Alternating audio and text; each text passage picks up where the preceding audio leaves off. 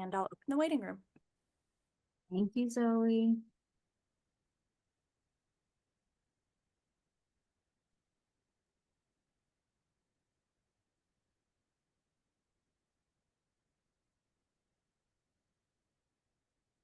Hello,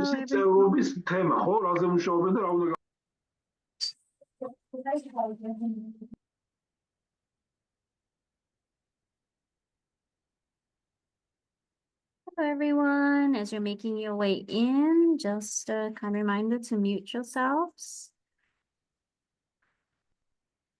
But welcome. We'll get started in a couple of minutes while we just get everyone situated. And thank you so much for your patience. We just had a couple of tech difficulties earlier, so we've sorted that now.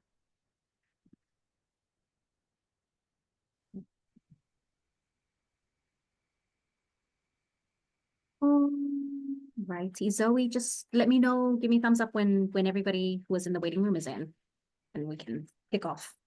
Yes, we should be all set to go. Awesome. All right. Well, thank you so much, everyone, for availing your time to join us. My name is Gemma Nelson. I am an advisor with the Fossil Fuel Non-Proliferation Treaty Initiative, and I'm very, very pleased to moderate our short session today on the Arms Trade Treaty and experiences in those negotiation forums. We are very privileged to have Anna MacDonald with us, who will be our main presenter. Before we get into the program, just a couple of housekeeping matters. If you could please leave yourself on mute so that we can hear the presenter as she speaks. We do have interpretation available. Our tech whiz Zoe has posted a note in the chat if you need that assistance. But otherwise, if you click the little globe icon at the bottom of your Zoom screen, you should be able to select the language that you would like to hear. We will have a brief run of show. We'll have the expert presentation from Anna, and then we'll have Q&A session. We want to leave enough time for us to have some really fruitful discussions on those matters. Before I proceed, just want to quickly ask if anybody has any questions, any burning issues. Doesn't seem so. And also, because I myself am new to this particular group, feel free to post in the chat your name and your affiliation, and just to make it fun, your favorite color for today. While you do that, I'm just going to go ahead and introduce our esteemed speaker, Anna. So we are very, very privileged today to have Miss Anna MacDonald. Anna is an activist and advocacy leader with 25 years experience leading international campaigns and coalitions. Most notably, she was a key leader in the successful campaign for the Arms Trade Treaty, the first global treaty to regulate the conventional arms trade, coordinating a coalition of 250 organizations across more than 100 countries and working closely with many governments from the Global South. After a long career at Oxfam and Control Arms, she subsequently provided consultancy services with the UN in Palestine, ran training for senior UN and INGO leaders through Global Executive Leadership Initiative, and has been an advisor to several coalitions working on treaty processes. Her training includes a focus on the power of holistic, people-centered storytelling to achieve campaign change, and how campaigners can engage impactfully in multilateral processes. Anna is currently a strategic advocacy consultant at UNICEF, and we are very, very pleased to have her with us today and to hear from her experience and expertise with the Arms Trade Treaty process. We will get straight into the program. We'll have the presentation from Anna and then Q&A. So without further ado, please help me in welcoming Anna to give her presentation. Anna, over to you. Thanks very much, Gemma. I'll just open up my presentation here. So the Arms Trade Treaty, as Gemma said, the first treaty to regulate the trade in conventional weapons. So that's everything that's not nuclear, chemical, or biological, everything from aeroplanes and tanks down to guns and bullets, was adopted just over 10 years ago. But the campaign for it started more than a decade ago before then, and it involved a great deal of planning with a lot of people from all regions. And a significant meeting took place in Nairobi in the early 2000s, where a lot of NGOs, particularly from Africa, but other regions as well, were gathered to talk about the problem of armed violence and how we as NGOs could mount a campaign to try to address this. And there were a lot of technical discussions, a lot of policy-based inputs, and we were going a little bit round in circles and thinking about the framing for our campaign until Olive Kubisingi, a trauma surgeon from Uganda, took the floor. And she told us how she was working in northern Uganda, where there was a huge proliferation of weapons at the time and a great deal of problem with armed violence. And she said her job was like mopping the floor with the taps on.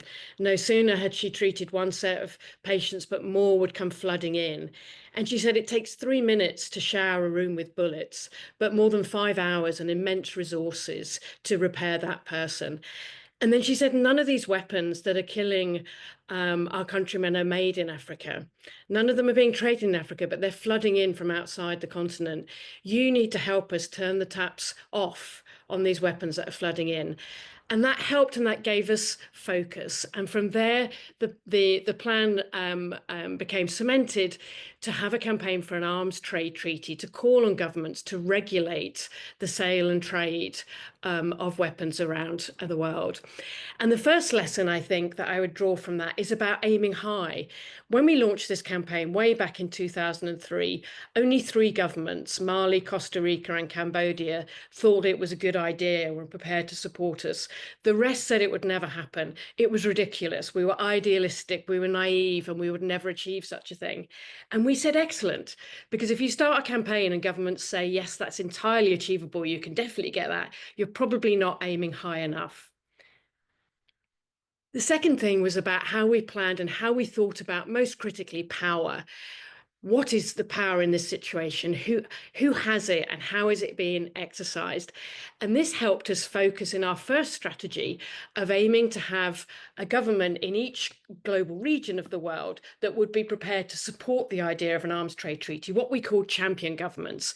And our thinking was that if we did that, then if we got one country in each region around the world, then gradually we would build up that support. And crucially, we tried to pick on governments that where we as a coalition had some sort of presence, so we knew we could be influential, where that government had shown some potential interest in the campaign, and where armed violence was a problem and something that we could talk about with evidence. And so that second lesson was really about going global and how grassroots is golden in this. Our campaign had activists and campaigners in more than 100 countries, but crucially, being part of a coalition helps everybody be part of something bigger. So in some countries, the coalition was huge and we had many organizations involved. In other countries, maybe there were only 2 or 3 involved, but they were all part of a global coalition. And when you have that synergy and working together, then the coalition and what you're aiming for is a lot more powerful. Coalitions are, though, really hard work. It's a lot of compromise. It's a lot of putting aside your own organizational branding, your own organizational identity sometimes, and trying to work for that bigger goal together. And that's difficult. I was working for Oxfam, which is a big international organization. We had Amnesty International, also a big global name, and many smaller grassroots or national level organizations. And we had to try really hard to find structures and ways of working that would allow everybody's voice to be heard, and where we were really working together to be more than the sum of our parts. And that was something that we developed over time. We made a lot of mistakes in that, but we gradually got better in the ways that we worked. And I think it's a key lesson, is finding your structures and how you work together. Next was about demonstrating support and really empowering the movement. We started something called the 1 million Million Faces campaign. This was before the era of smartphones and selfies, where we had people take photos of each other and literally put their face against the faceless arms trade. If we did it now, it would be the 10 Million Faces campaign in an instant. But for us back then, 1 million faces was a big deal. And when we finally got that number, we came and presented it to the UN with a symbolic millionth face that helped us say to governments and demonstrate how much support there was for this. The third lesson is being in it for the long term. And these are all the different stages that took place in the campaign, and the details of them are less important for the purpose of this slide than the fact that I'm showing that it really took a long time. Achieving something as transformational as tackling the arms trade is not going to happen overnight, and we needed to have that commitment, and that is difficult. At the time, many of the bigger organizations, like the one I work for, Oxfam, had 3-year business plans, 3-year business cycles, and a campaign where you're trying to do something as ambitious as this doesn't fit into that neat 3-year cycle. So we needed to have that commitment, and often a lot of the time was persuading our own organizations to keep committed on this as we gradually made progress. So from that first conference in Nairobi and launching our campaign in 2003, we had a big breakthrough in 2006 when 7 governments came together, some of them those champion governments that we'd been working to achieve, and put forward a resolution to begin working on the Arms Trade Treaty. And that enabled or started a 7-year negotiation process within the UN. Now, it's complex, the arms trade, and one of the things that we needed to do was get the message across in an accessible way. And that's my 4th lesson, is always making ways not to dumb down your campaign, but to make it accessible. At the time, we had a team of lawyers in Oxfam who went out and they researched lots of different products that were subject to a global regulation. Everything from fruit to furniture to postage stamps to even dinosaur bones. And what we found were many products that were more tightly regulated than deadly weapons. So we chose some of those to spotlight. And this quote here, how can the sale of bananas be more tightly controlled than the sale of machine guns, helped us go a bit viral early on. And when we got to the negotiation phase of the campaign, and it really helped bring to light and explain the problem we were dealing with. Why is it something as deadly as weapons was not subject to regulation when something as innocuous as fruit was? And that helped us explain and engage audiences. And for us, the importance of media was crucial here. How do we amplify the message? I did a press conference here with along with Jaimin Honsu, who's on my left there, who's a star of Blood Diamond, a big Hollywood movie at the time, and some UN diplomats. And for us, getting our message out into the media in as many languages as possible and to many media outlets as possible was crucial, both through traditional media and through social media. Saying our message again and again and again, because as we know, simply saying our message once doesn't get through to audiences. We need to repeat and say it again and again, and find creative ways in which we get our message across. And then secondly, it's about knowing who your audience trusts as well. Who is the messenger? Many countries in Africa were supportive of the Arms Trade Treaty and were big champions for us. And how we engage with different governments around the world was a crucial part of our campaign. We had focal points for Control Arms. Campaigners who were based within countries or within regions would be talking in languages appropriate to the countries they were reaching out in. And because they were from the region, would be well versed in the politics and understanding the campaigning context in which they were operating. And that was crucial as well. Similarly, thinking about the right messenger when it got to the negotiations itself was key. So the UN is a democratic forum in the sense that, in theory, each country has an equal voice, or at least has one vote when it comes to fora like the UN General Assembly. But resources can be very unequal. If you turn up and you go to the mission of France, for example, in New York, you'll find 100 diplomats working there. So when there's something like the Arms Trade trade treaty, they might have a delegation of 10 or even more working on it. If you go to the mission of Liberia, which is in this photograph, you might find 5 people working in the whole mission, and yet they're expected to cover the same amount of issues. And that does lead to a great inequality when it comes to negotiations themselves. And it can lead to governments that are less resourced or have fewer people feeling less confident in speaking up because they simply haven't had the bandwidth or the space to get across all of those issues and the technical aspects that are being discussed. One of the ways that we addressed this was that we worked very closely with the government of Liberia, pictured here. That's Ellen Johnson Sirleaf, the first female president of Africa and a big supporter of the Arms Trade Treaty. And what we found was that if we worked closely with certain African governments and encouraged them to intervene at key points, other governments from the continent would then come in behind that and say, I align myself with the government of Liberia. And then suddenly from having one government speaking, you would have gone up to 5, 10, 20, 30. And that helped us mobilize regions, and it helped us get and the message across that there are a large number of governments in support of this topic and of particular areas. We produced a report early on in the campaign called Africa's Missing Billions, which attempted to document the economic cost of armed violence and conflict to Africa, and showed that roughly the same amount of money that was going into the continent in aid was leaving through the economic costs of war and conflict. And this proved a very powerful set of statistics that African governments quoted again and again throughout the negotiations, and was another way and another angle in which we managed to get our message across. Coordinating our outreach was very important too.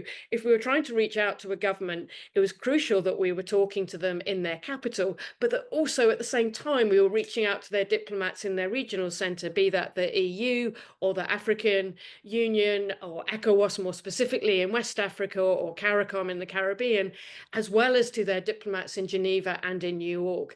And through having that coordinated outreach, again, it helped us to be bigger than the sum of our parts, and it also meant we were approaching governments from multiple angles simultaneously, and it made the delivery and the coordination of our message much more effective. Again, it comes back to communication. For us internally as well within the campaign, it was crucial that we were communicating. And I would say you can never communicate enough within a coalition. Sometimes it's easy if you're in the thick of things to think that everybody knows what's going on in all the meetings you might be attending as much as you do. But if you're not keeping everybody informed, and if you're not remembering to update and share what's going on in each region, people don't automatically know that. And that's a recipe for leading to confusion. And that's where conflicts and disagreements can happen. And certainly we learnt our lessons along this as we progressed through the campaign. And we tried to put in place more and more structures and methods that we could communicate. This is a briefing meeting that we had before one of the diplomatic meetings taking place. We always tried to take advantage of campaigners coming together for a stage in the negotiations, to have a pre-day where we updated on the campaign, where we made sure everyone was on the same page, where we really argued out and debated some of the thorny issues that were going on. So communicating as much as you can is really crucial. And of course, doing that in multiple languages. We always worked in English, French, Spanish, and Arabic with our campaign reports, and as far as we could in our campaign meetings. And we were sometimes, where we had the resources, we were able to translate our key campaign materials and reports into other languages as well. And that was crucial both for communicating ourselves across our coalition, with our public audiences, and with diplomats as well. When we finally got to the negotiations themselves, this is where things became even more complex. We'd had this whole phase of the campaign that was very public focused, because it was about putting pressure on governments and demonstrating that public demand for the treaty. When we got to the negotiations, we needed to maintain that, but we also needed a lot of technical expertise inside. This is just a page from the agenda for one of the negotiation weeks, and you can see there's multiple things going on at the same time. It's all in technical language and acronyms. And so what we did was we divided up in our coalition. And again, this was an advantage of having a big coalition. It's also a challenging thing to do, because often every organization wants to be across every issue. But we'd built up the trust by then to the point where we were able to have groupings where colleagues that were particular experts on certain thematic issues, for example, ammunition, human rights, humanitarian law, the implementation aspects of the treaty, would come together in working groups on that. And then we also had our geographical groups, those colleagues who are reaching out in Africa, in Latin America, in Asia, in Europe, etc. By doing that, we were able to cover much more of the meeting simultaneously because everybody wasn't trying to do everything. It also meant we could come back and we could brief both ourselves, but also governments very rapidly. And it meant that we were often ahead of the game sometimes than government delegations, because through our delegation covering, splitting up, covering different issues, we were able to be on top of what was happening, feedback to each other, quickly decide what our position might be on a particular aspect of the negotiations, and then feed that message out. And it was a key aspect of us being perhaps intentional at the negotiations. This is a shot of one of the days, and as you can see, it's a big meeting, and that's just a little bit of the room. And in those meetings, it's easy to be a little bit perhaps stuck at the back, or just perhaps people observing. What we wanted to make sure was that everybody felt as involved as possible, and everybody was empowered to take a role. So they weren't just at the back updating their Instagram or Facebook. They had a very specific role. They were part of a geographical team, they were part of a thematic team, or they were part of the logistics team, or the communications team, or the campaign action team. And that way it made sure that everybody was involved. It made sure we were really utilising the strength of our coalition, and it really helped us be strong in the way that we were executing the campaign. We also needed to adapt. Things go wrong in campaigns all the time. One time, governments decided to close the negotiations and shut us out, and we quickly developed this action just based on the see no evil, hear no evil image, to say, to protest the fact that governments were shutting us out, and to say, if you're not involving CSOs, community-based organisations, and NGOs who are at the front face of the problem of armed violence, then you're really not getting the best information and the best results that you can. And we were able to reopen up the negotiations. But we did that by dropping what we were doing and being able to adapt to that situation. And while it's important to have campaign plans, the ability to adapt and be flexible when the need arises is also really important. Keeping everybody involved was key for us. As the negotiations developed, the Arms Trade Treaty covers quite a wide array of different aspects. And we had big organisations like Amnesty and Oxfam that were engaged across the whole range of issues in the treaty. We had other organisations like, say, Transparency International, who were only there specifically to focus on the anti-corruption measures they hoped to get in there. We had organisations working on gender-based violence who specifically wanted to see a gender-based violence criteria in the treaty, and others with very specific focuses. So in that, how do you keep everybody involved? How can you possibly prioritise 50 different issues and 100 different organisations when there might be difficult choices that are being made in negotiations themselves? The way that we did that was that we set up structures to try to be as consultative as possible, whilst also allowing us to take decisions. So this is one of our leadership retreats we had in the middle of the negotiations, one of the negotiation meetings, where we were literally ranking the issues that were becoming red lines, were becoming issues within the treaty where governments were going to decide yes or no. And we were trying to collectively rank and prioritise those as to what we would back and be prepared to accept as a coalition. So we had our leadership team that was able to take on-the-spot decisions empowered by the coalition. We had a wider group of everybody that was in attendance that we went out to where there was a little bit more time and where the decision was bigger.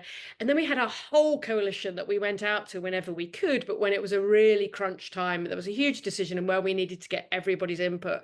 And we tried to be as transparent as we could about that process, but we tried to involve people appropriately so that we could move on with decisions while keeping everybody informed and while consulting as far as we could and as appropriately as we could. We also needed to be prepared to fail. I think sometimes when I'm presenting on the Arms Trade Treaty, I've had people asking questions saying, oh, it all seemed so easy. You just progressed from 1, 2, 3 until you got the treaty. And yes, it can often look like that when you're reporting back on an ultimate success. But of course, there were challenges and difficulties along the way. Of course, we disagreed with each other many times. And of course, we tried things that didn't work. This was a stunt we did where we'd called it "The World is Watching." And we were trying to demonstrate that the world was watching governments as they were in these negotiations, and it really mattered. And we had this idea of sending out sunglasses, but we did them cheaply, so they weren't actually real sunglasses. And we had people turn up outside embassies around the world, but they were quite small numbers. So we were saying the world is watching, but then we had quite small numbers. So it didn't really work as an action. But it was okay, because what we learned from that was how we needed to target things, how we needed to have a simple message. The sunglasses metaphor didn't really work for us in this, but it helped us think, okay, what does work visually, and really remembering that how things come across in the media and how things come across in social media is really crucial. So allowing yourself to take risk and being prepared to fail is really important as well, having that trust amongst your coalition so you can do that. I'm now going to cover 3 things that I think you need to know before I come to my conclusions. The first is about knowing your stuff. So in the core 10 years of the campaign, we produced probably 50 significant reports across the coalition, and many more from individual organisations. And it is important that you have experts that do know the detail, whether that be gender-based violence, whether that be how laws come into effect, whether that be the specifics of AK-47, specific weapons types, and so on. You need to have your experts, and you need to have that data and evidence that is informing your positions. And of course, you need to make sure that that evidence is actually getting to diplomats. Nobody wants to see reports stacked up on that metaphorical shelf. So we would often print them out, deliver them directly to delegates. Even better, we would have side events, and often we would find that inviting people bespoke with invitations would get a better, or at least a more targeted attendance, so that we could make sure that those decision makers we wanted to hear our message were receiving it. And that was really crucial to make sure that we'd researched that message and we were reaching the decision maker it was intended for. Secondly, knowing your people. These are 2 ambassadors from Trinidad and Tobago, not a country that would necessarily be considered a major player in international negotiations. But for us, finding those diplomats who are prepared to go above and beyond their day job and really work with us and fight for the key provisions that we wanted to see in this treaty was absolutely crucial. We built up what we a kind of like-minded group of 15 governments from across different regions that we met with very regularly behind the scenes, and with whom we worked out tactics and strategies for how we were going to move forward different aspects within the treaty negotiations. And then having those most affected by the issue you're working on centre within your process is also critical. So this quote from the Convention on the Rights of People with Disabilities, "Nothing about us without us," was very informative with us. And this is a discussion with a group of our survivor colleagues who are a key part of our coalition. And I would say this is an aspect that we got better at over the campaign. At the beginning, we probably had a bit of a extractive model, working with our colleagues who were survivors. Perhaps we were using people's stories of the impact of armed violence and conflict on their lives. And working very closely with survivor-led organisations, we got better at realising that we needed to be much more inclusive and empowering in our approach. And so survivors became part of all of our campaign teams, part of our logistics team, part of our media team, part of our policy team, and not just as a team of survivors on one side. By that way, we were much more inclusive, and again, we were much more authentic in the way in which we were presenting ourselves, and we had much better ideas and proposals to put forward. So finding your leaders is crucial in this. This is Jones Appler, who is the head of the Ghanaian delegation, and he's reading out a statement here on behalf of 108 governments, saying that the version of the treaty text that had just come out was not strong enough.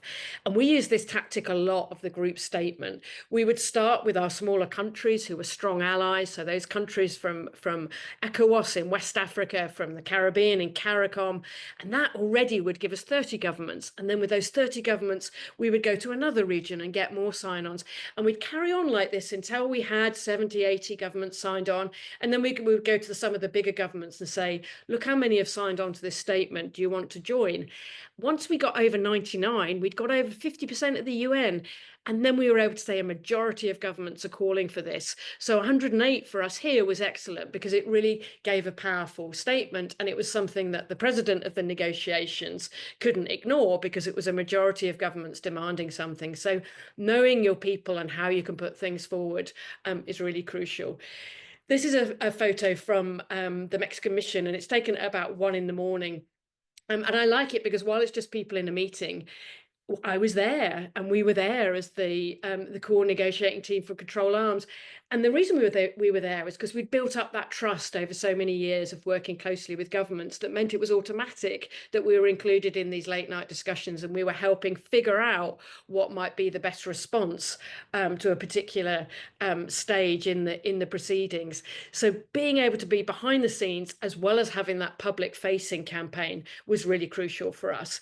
Thirdly, then, knowing your process is absolutely important. Understanding how the UN works, how treaty processes operate. We specifically pushed for the Arms Trade Treaty to be negotiated within the auspices of the General Assembly because it's a voting basis for it. If we'd started in perhaps what seems like the more logical Conference on Disarmament in Geneva, we wouldn't have got very far because that's a consensus-based mechanism and it would have got blocked very quickly by one or more governments.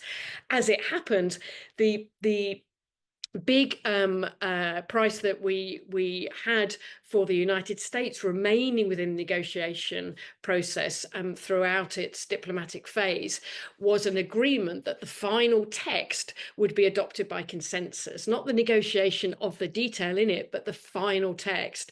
What that did lead to was that in the first diplomatic conference, that the treaty was indeed blocked by the US in 2012. But because by then we did understand the process, we were able to work closely with many progressive governments, Mexico, Norway, and others. We were able to support a resolution that put forward for there to be a further diplomatic process. And in that one, when the treaty was blocked again, this time by Syria, North Korea, and Iran, we were able to flip the text to the General Assembly. The text itself had been negotiated. It was as strong as we thought it could be. And it was adopted then by an overwhelming vote of 154 in favour and only 3 against. So understanding your process, understanding your people, understanding your stuff, I would say those are the 3 areas of knowledge that are critical.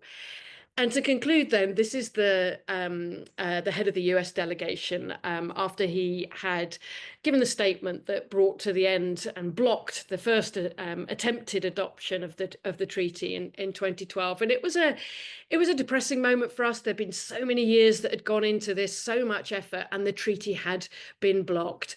But you know what we said to our coalition when we were meeting in our debrief is, you know, there's 3,000 diplomats over there in that room across in the UN from us, from where we were sitting in our debrief. And they're there because she made them be there. They're there because we started this campaign that nobody believed would happen. And yet they're here, and this is my favorite photo taken on my shaky iPhone on the final day when the treaty was finally adopted, and it shows every diplomat pushing to get back into the room. We had gone from 3 governments saying this is a possibility to every government wanting its say on this treaty, and we had done that through persistence, and we had done that through strategy, and we had done that in believing in our power. So I encourage you to believe in your power as you push forward for your important treaty. I'll pause there.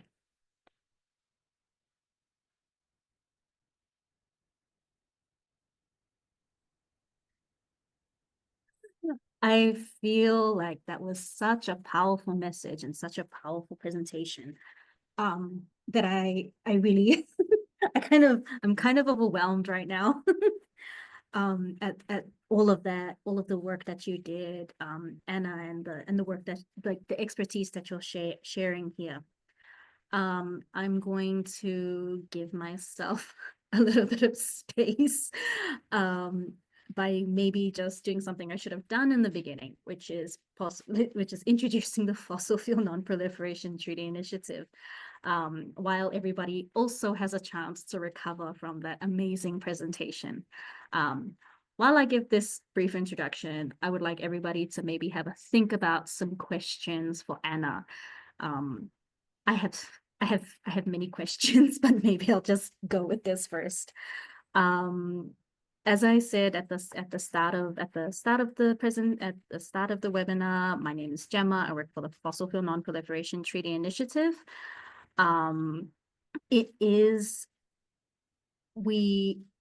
Myself, the organization, we find ourselves at a decisive and powerful moment. The initiative has garnered the endorsements from over 16 countries, 120 plus city and subnational governments, 3,500 civil society organizations, and more than 1 million individuals worldwide.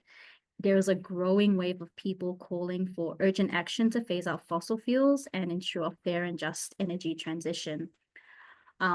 What we're doing now and what many of these little meetings that we've been convening aim to do is to turn that momentum into meaningful structural change. And to do so, we must learn from those who've come before us, like the Arms Trade Treaty. This Lessons Learned series holds all of that at its core. This presentation today is actually the third in the series, and I believe that the recordings are available online. I will get my amazing tech team to add some links to our central database where you can access those if you like. So that is the brief on the Fossil Fuel Non-Proliferation Treaty Initiative and how and why we're here today to hear from Anna. So without further ado, I'm just going to quickly take a scan of the room to see if there are some questions. Yes, we already have a question in the chat on Anna, do you want to take a couple of questions and have a go at answering, or would you do one-to-one? Whatever you prefer. Okay, cool. Let's take this question that's in the chat first, and then I'll take some moderator's privilege and ask a few questions as well.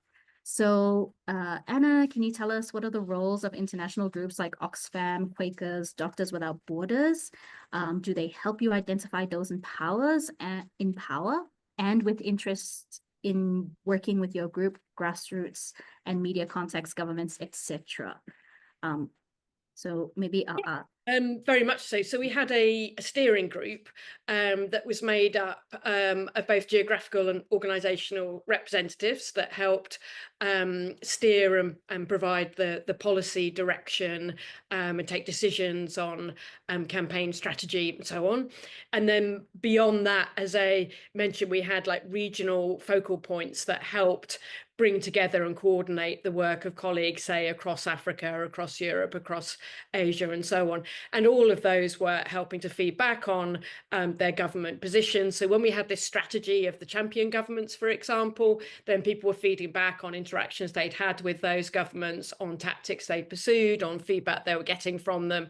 As we progressed, we had a very complex spreadsheet that was super color-coded, where we divided every government into progressive champions, mainstream champions, passive kind of neutral, silent opponents, active opponents, and we had different strategies dependent on what they were. Active opponents we didn't generally engage with because our strategy was not to give those arguments more airspace. Those tactics was to actually more marginalize those approaches. For our active super progressive governments, we wanted to work with them to help elevate and push the treaty language as far over or as high as we could get it. For our mainstream supporters, they were helping us to get some of the big arms producing countries on board, so that was really critical as well. Our passive opponents we mostly left alone because, okay, they weren't supporting us, but they weren't doing anything that was disrupting it. And the ones that were kind of potentially could swing to support, we were working with them on what might be the angles that could help them be engaged. So, for example, in East Africa, many governments are concerned about wildlife crime, there's a huge correlation between small arms proliferation and wildlife crime. That's an angle that's going to resonate and engage those governments. In Asia, the economic arguments about economic instability that is wreaked by armed violence is a more persuasive argument. So we were looking at what angles are most relevant to what specific governments and regions, and then engaging with those accordingly. Thank you so much, Anna, for that comprehensive answer. I see Brian has their hand up. Please, Brian, can you introduce yourself and your organization and your question? Thank you. Thank you so much. So I'm Brian Rawson out in Berkeley, California. I'm with Action Corps, which started as a project of Oxfam America. And I worked with Oxfam America for about 13 years. And I don't know if you remember, I was working on the New York City UN-based stunt. Do you remember the massive firearm made of mannequin arms and the delivery of the 1 millionth voice? So I was there for that exciting moment in my time with Oxfam.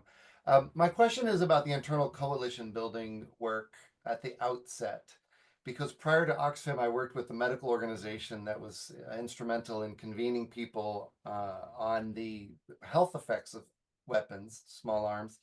And we were a member of IANSA, the International Action Network on Small Arms. And as you know, that was an action network with a different structure, and it had far less of a focused, pointed, I would say, purpose. So what it appeared to me as is that we had a broad-based coalition with IANSA, and then Amnesty and Oxfam plus IANSA decided to really mount the treaty effort. You know, there had previously been talks of codes of conduct on arms sales that had been more diffuse. And I was really struck by how much progress was made when there was that pointed effort driven by a couple of the large established organizations. And I've always been curious, how did it evolve from one to the other? How did you get the buy-in from other partner organizations? How did you decide to go from a more diffused action network to a pointed driven campaign with a different structure than before? Yeah, I mean, I think it really did emanate from that Nairobi conference that I talked about at the beginning of the presentation, and that spark that Dr. Olive gave us, saying you need to help us turn off the tap. And you, big international organizations that do have the reach with some of these arms exporting governments, you need to step up and act and turn off that tap. And it was a good challenge, and it also helped give us the focus for the campaign that perhaps we'd been missing. And we recognized in a way that there were sort of these two sides to the campaign that were both valid. There was the more, as you say, diffuse levels of action that were going on at the community level, which continued to be important. And then at this international global level, having a focus and having a very specific target helped us bring people together, and it helped rally people around a specific end goal. And it gave us that focus, it gave us that message, and it enabled us to get traction with governments in a way that perhaps we hadn't before. And we did have different layers underneath that. Like we had regional agreements that we were pushing for. So for example, during the campaign, one of the successful things was changing the EU kind of code of conduct into actually enshrined into EU law, right? So, and other regional agreements that similarly followed, and a whole host of national level export controls and/or import customs and border control agreements that came into being during the campaign. So there were lots of things that kind of happened along the way, and we really needed to have that, because otherwise it's difficult to have a goal as far away as a treaty as your rallying ask, because you're kind of like, what do we want? An arms trade treaty? When do we want it? In 10 years. I mean, if you're trying to engage young people, that's like, or anyone really, that's so far away. So you've got to break it down into, okay, if we're going to get this treaty in 10 years, what do we need to have in place in 5 years? What do we need in 3 years? What do we need in 2 years? What do we need to do next week? And that helped us have goals along the way. And then I think being able to celebrate wins, whether they be big wins, like when we got the first negotiation meeting agreed that it was going to happen, and small wins along the way, like, you know, the UK has decided to support the idea of a treaty. Yeah, celebrate, you know. It was really important because people need to know that their efforts are actually having impact, and they need to feel valued during a campaign too. Great. Thank you so much. Thank you so much, Anna. Thank you, Brian, for that question. Fatal, I see your hand up. And there's also another question in the chat about future amendments to the treaty. Anna, so go to Fatal and then that. Thank you. Thank you so much. I hope I'm audible. Am I audible? Okay, thank you. My name is Papa Habaiti. I'm a climate justice advocate and development and admin director of We the World Botswana, a treaty partner and doing some political engagement in Botswana. I really appreciated the point you made on aligning when you're lobbying for support with other organizations. These big organizations is aligning to their objectives and missions.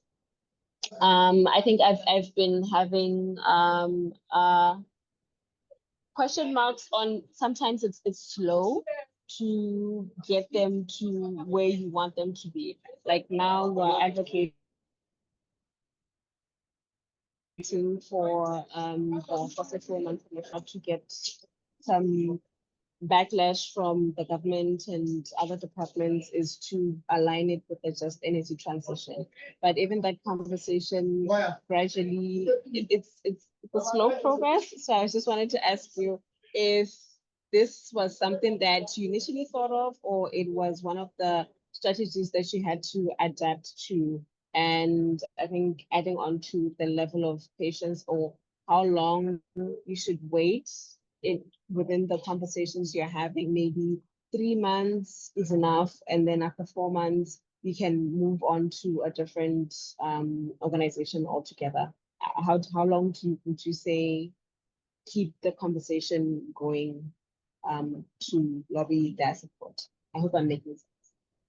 Yeah, I don't think there's a kind of set answer, really. When we started the campaign, we didn't know how long it was going to take. And I think there's very different models of treaties that you can pursue, right? So there's the outside of the UN model that, say, the Convention on Cluster Munitions or the campaign to ban landmines took, which often works for a ban instrument, right? Where you're trying to get a very strong text, and that's the most crucial thing because you're trying to heighten that international stigma as much as possible. So getting a like-minded group together as big as possible and then taking it outside the UN can be the most effective tactic there. We went for the inside UN model because of the incredibly interconnected nature of the international arms trade. So there's almost no country that produces entire weapon systems, right? Everybody's producing bits of stuff that's being put together in third party and then in a third party location and then sold through many different locations to get to an ultimate destination. So everybody's involved, whether they're an importer country, a transit country, a producing country, a manufacturing country. So we felt we needed to have it inside the UN because of that reason. But there were constant debates about should we take it outside and should we push with a like-minded group? And this tension, I would say, between strong text, where you may not get so many governments on board, but you've got a very strong text, say most championed perhaps or epitomized by like Norway's approach often or Mexico's approach in international negotiations.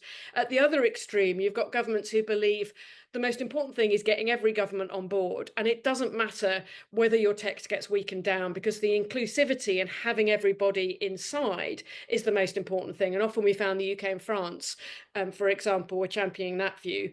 As a coalition, I would say if this is the middle, we were somewhere between the middle and the strong text view. And we constantly debated that. And actually, one of the activities we often did was have people kind of stand in a line about where they would position themselves as we were moving through the negotiations, because it is a constant tension and there's no simple answer to that. And as we went along the way, we found ourselves having tactical alliances with organizations too. So, for example, we partnered with international financial institutions, major banks like Credit Ecole and Standard Chartered for a short period, where we were talking about the impact on the international financial system and economic stability of armed violence.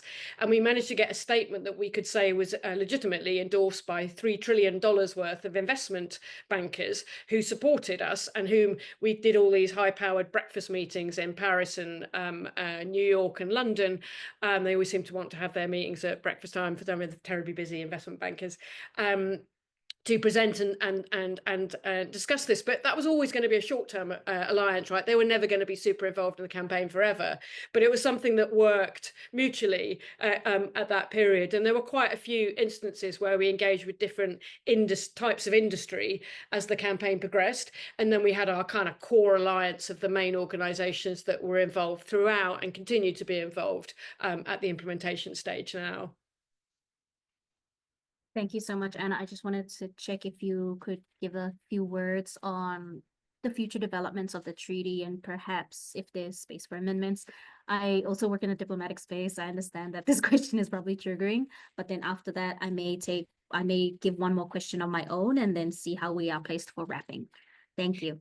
Yeah, and I see the question in the chat as well about what we might have changed in retrospect to make the treaty more effective.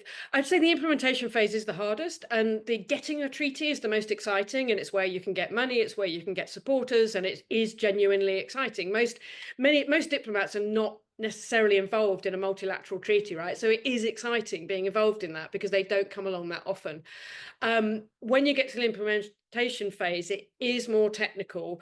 It can become more procedural. It is harder. The funding dries up. It's harder to get people involved in it. Governments that were super supportive about this tough human rights criteria don't like it when it's suddenly applied to them and their own exports are being criticised, which of course we did immediately, say in the instance of the UK that had been a major champion of the treaty, but then almost immediately after the treaty was adopted, were selling weapons to Saudi Arabia, which were being used, we believe, in violation of international law in Yemen. So we're very critical of that and trying to use the treaty to critique that. I would say that's the hardest thing. Looking back, I think we would have put more effort. It's always hard to do this because, of course, you're stretched with time and resources, but into the implementation mechanisms within the treaty. The treaty it is possible to achieve amendments in the treaty. Practically, it's almost impossible because you have to get a certain majority on side, and then they all have to ratify that amendment that's in place. We've thought about it for a few things in the implementation phase and judged that the effort to do that was not necessarily worth the impact it might have on those affected by armed violence. And so the campaign went for pushing for greater adherence to the existing treaty criteria instead as the priority. I would say that's the hardest, and I would definitely advise anyone working on a treaty now to really pay attention to that implementation criteria. What are the maximum teeth that you've got? No treaty, apart from very few like the ICC, have an actual mechanism, right, for enforcement. They are all dependent on national level enforcement. So you need your national campaigns to be prepared to having that oversight, engaging their parliamentarians, engaging the media, pressurizing and critiquing their government when they violate the treaty. That's how it works. But what might be the additional mechanisms, the reporting mechanisms? We fought a lot over public reporting versus private reporting, for example. Do governments have to make the reports on how they're adhering to the treaty every year public, or can they submit them privately? That ended up being an ambiguous area in the treaty, unhelpfully, because now there is a tendency for more and more governments to submit privately. And that's a disaster because we need to be able to publicly hold them to account. So you want to have those transparency mechanisms in your treaty process, because that is the way that you're going to be able to call governments out if they're not adhering to it to a high enough standard, or if they're violating it. So those are the types of things I would look at.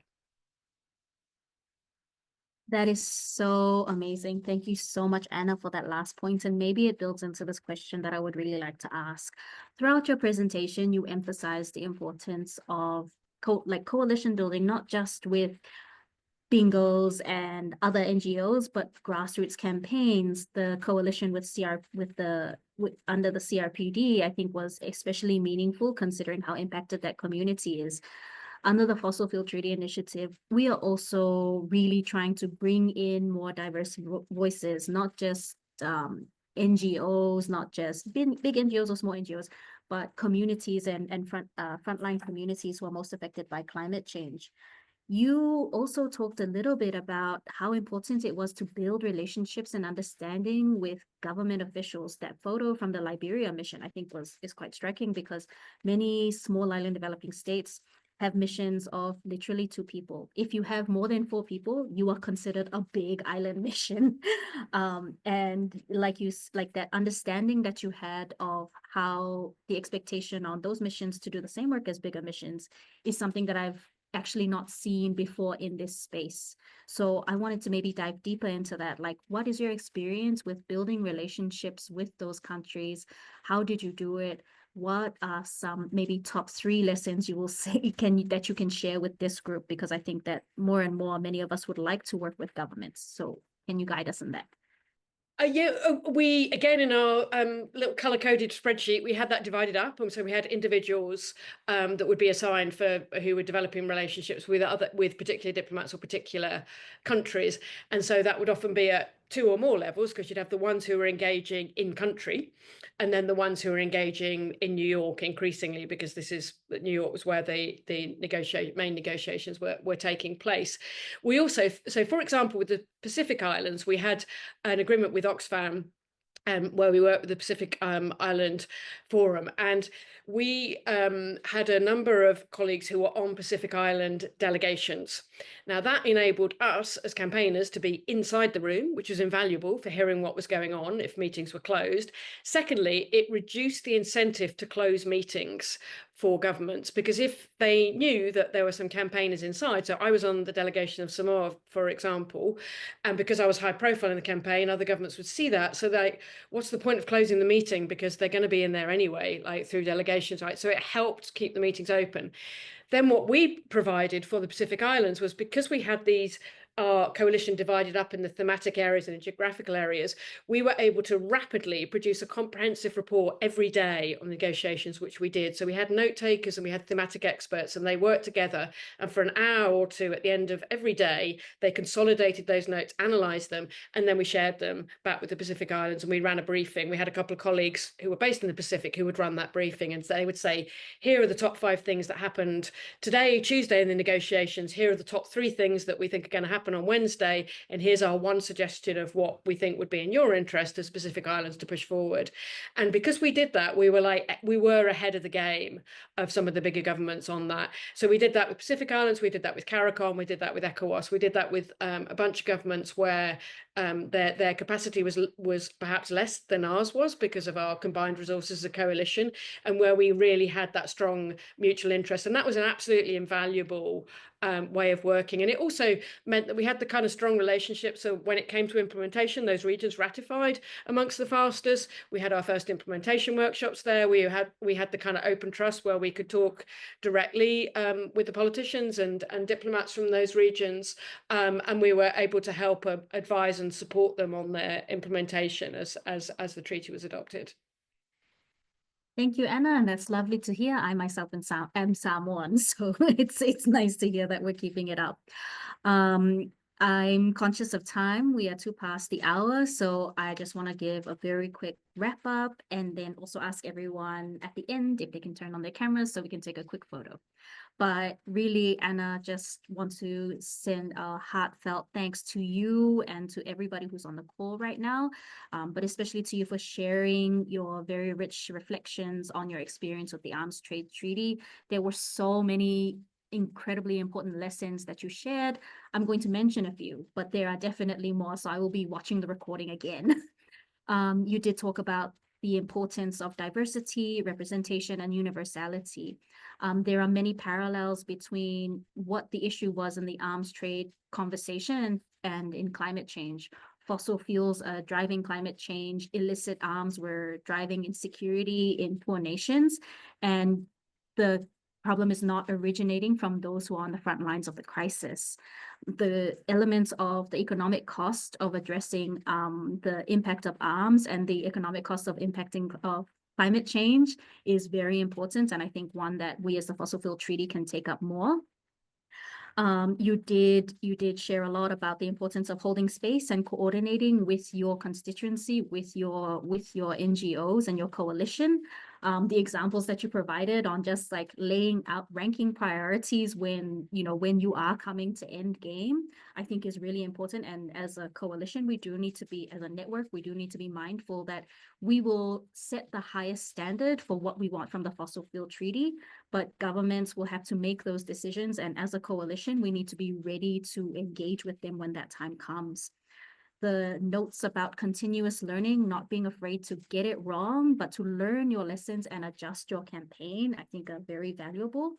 And then that last notes on don't forget the implementation and the core of the treaty will be how we implement it. And we shouldn't forget that as we're moving forward. So just want to say thank you so much, Anna, for your time. Thank you so much to everyone who took time out of their days to come here, our organizers, partners, and all our participants. Please, just a quick note, our next session is on the 22nd of May, 4 p.m. UTC, where we'll talk about lessons learned from the Mine Ban Treaty. And if you were interested in this, I'm sure you'll be interested in the next one. So thank you so much. We'll take a quick photo and then we'll say goodbye. So everybody, if you could put your cameras on. And then I will get Zoe to, okay, take our photo. Okay, everybody smile. 1, 2. Lovely. Oh, we are all so adorable and beautiful. Okay, well, thank you so much, everybody, for coming. The recording for this session will be on the link that Liz posted, and we look forward to seeing you on the 22nd of May. Thank you, everyone. Thanks. Bye. Bye.